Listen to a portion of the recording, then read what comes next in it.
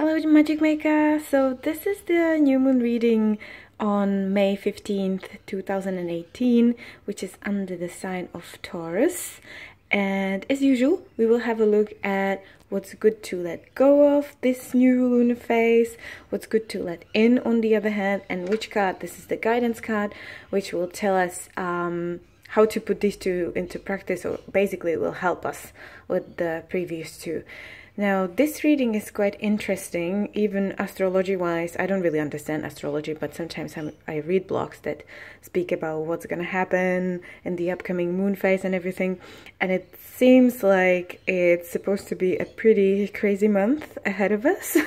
And judging from the cards that came up for this reading, it seems to be true. So be ready for a shitstorm. So let's have a look at the first card a bit closer. So this card is all about what you should let go of this month. Now, this is one of my most favorite cards from the whole Fountain Tarot deck. It's the Queen of Cups, and the way I perceive it is actually super positive most of the time, because if you have a look at the lady in there, she is so peaceful and calm and quiet, very grounded, even though she's basically with the half of her body standing in water, but the water is very calm and stable. There are no waves or storms or anything like that.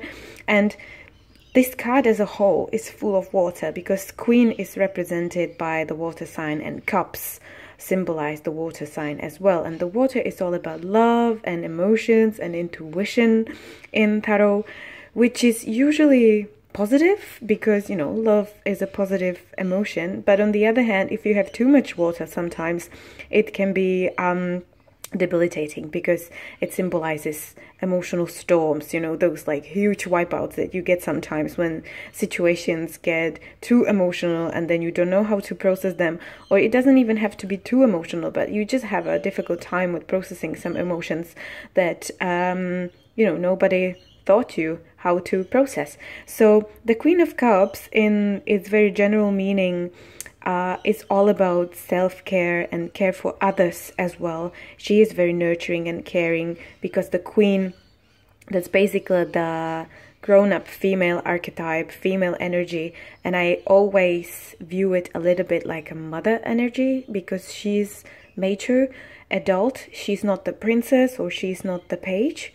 So but the question was actually what to let go of this month. So here we go again with a pretty positive card on a negative position. So what do we do with it? This is actually really good for practice if you are learning about tarot yourself. I think what this card is trying to tell us is that we should let go of maybe too much care for others this month, and maybe even too much self-care in terms of trying to be constantly balanced, constantly calm and peaceful, you know, to have our feet on the ground and to be always emotionally stable and kind of in the Zen state, which is what I see at this card when I look at it. This is like a Zen card for me. And this card is telling us, let go of this effort this month, because you know what, sometimes shit hits the fan, and then it's completely normal, completely okay, and completely natural to freak out, to lose, you know, your stable grounds, and to get wiped out by the storm. And another thing is the ocean, you know, like she is standing here in a very stable and calm water, but if you know the ocean or the sea, you know that it keeps changing all the time, and very rarely it happens that it would be the same for a couple of days or even hours, to be honest.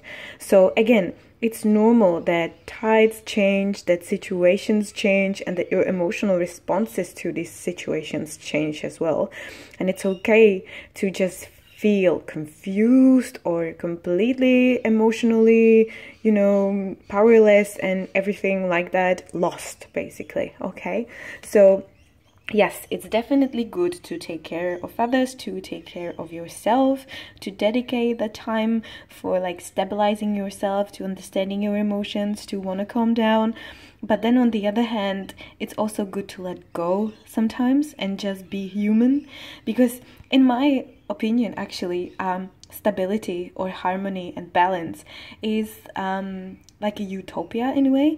It's a point that we all try to reach, but we never are fully there, at least if we are still human and living in this world. But I feel like keep oscillating around that, central point, which we would call balance. And it's only the question of how far we get of it into the extremes. And sometimes we are closer to it, sometimes we are a little bit further away, but basically as soon as we reach the balance point, or as we get as close as we can, we usually get thrown away again. And that's because if you think about it, if you reach the point of balance and harmony where you don't need to really develop or change or do anything with your life anymore, you're basically dead. Because there's no movement, there's no striving for anything else anymore. So again, it's fine and completely okay, natural, and actually it's also the catalyst of life itself to be out of balance. Now, this goes really nicely hand in hand with the other card, which is the letting in card. That's all about what you should let in instead this month. And here we go. We got the Death card.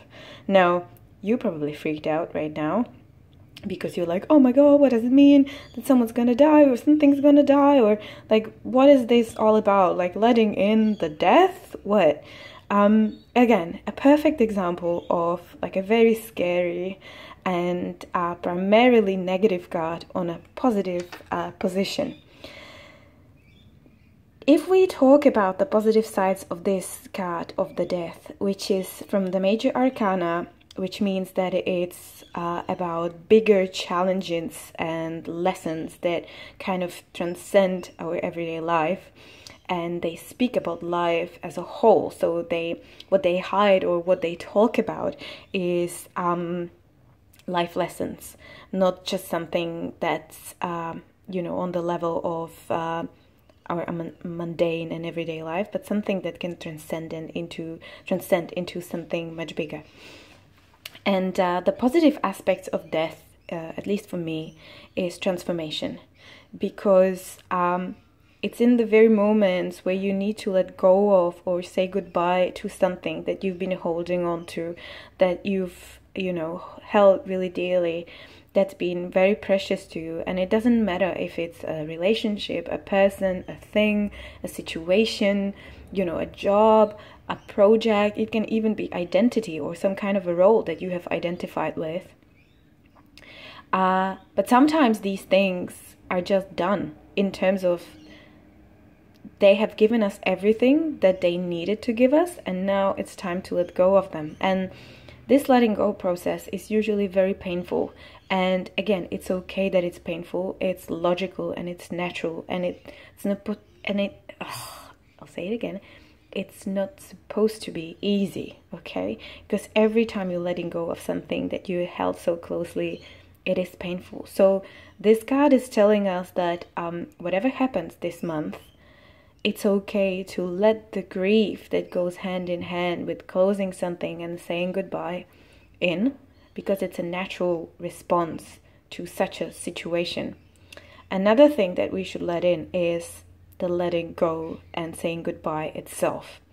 We should recognize what doesn't have space in our life anymore, what's kind of done, what has finished, and maybe we didn't want to recognize it, but deep down we feel it. We feel like we should move on, that we are holding on to something that has no potential, no energy, no movement in it anymore.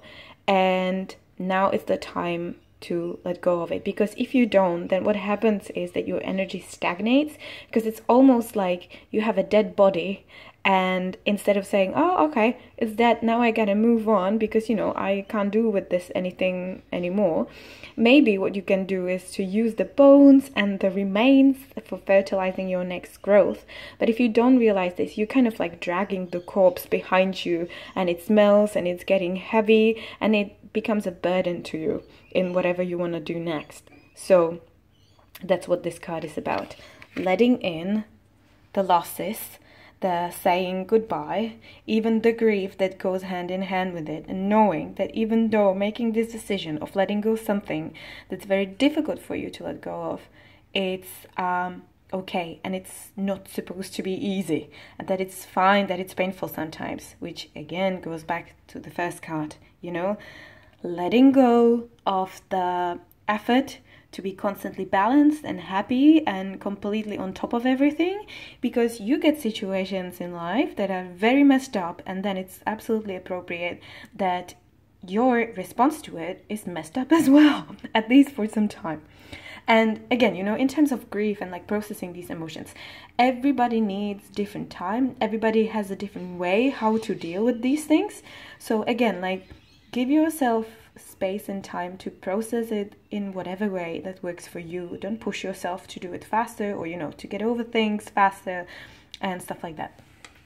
The last card is the guidance card. So this one's telling us what we should remember if we struggle to put the previous two into practice, or to even remember them, really. This one makes it easier for us. And here we got the intuitive and psychic powers. Now, as with the first card, I can see a lot of water and blue color in this one, which is very calming, at least for me. And again, it goes back to intuition, your inner wisdom, emotions. So this month as a whole will probably be very emotional. And what I feel like this card is telling us that it's reminding us that whenever we are lost, we can just reconnect to what we know somewhere deep down inside of us. And I know this is such a cliche, and that, everybody keeps repeating this, and no one really knows what it actually means unless you are like a Zen master or something. But oftentimes the tools that we can use are so much easier than what we try to make out of it, okay? What you can do, a very simple thing, is just to reconnect with your body. What that means is that when life gets hard, we get immediately into our head, freaking out, going through all the worst case scenarios, fears, limitations that hold us back, and all the shit like this. And what we want to do instead to get out of the head, because it's freaking out, we want to get back to the body. So you can do that in a way that you sit down, close your eyes, and have like a little meditation. Or you don't even have to go into meditation. Just pause for a second and try to realize how you actually feel in your body. Where do you feel that tension, that fear, or whatever it is?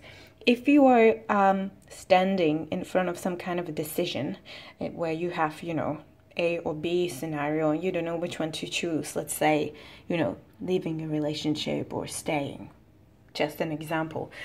Again, like, go into a little meditation where you imagine both the scenarios and just try to notice which one feels better for you on a deeper level. Where does your body soften into which of these options? Which option gives your body a little bit more stress and anxiety, which gives you actually relief, or, some kind of a pleasurable experience that you do want to experience in your life. So again, a very simple exercise. And if you're asking, like, what does it have to do with intuition and psychic powers? Well, I am convinced that this is what intuition is really about. It's reconnecting back with your body and basically listening to what you already know, that, little a quiet voice inside you that you normally cannot hear through all that mess that's running through your head. So as soon as you focus on something else, as soon as you focus into your body, you are much more capable of hearing this voice, because you have just, shifted your focus. I've said that a lot. So I hope this all makes sense. I'll summarize it real fast for you. So what we should let go of this month is too much care of others, and especially of like what others think, about us, if we freak out or whatever. Also, the effort to be constantly stable, emotionally balanced, and, Zen masters, even in situations where it's not really natural for us because we are still human. What we should let in instead is grief and saying goodbye to things that have no place in our life anymore, even though it's painful. And what will help us with the both processes is reconnecting back to your body, listening to how you feel, what feels better, what you need on a body level. So let's say like if you feel tension in your body, what will help your body to feel less tension, and try to come up with ideas like this, and throughout your body you will actually heal your emotional state and mental state as well. So I hope this month will treat you well, and until next time, bye.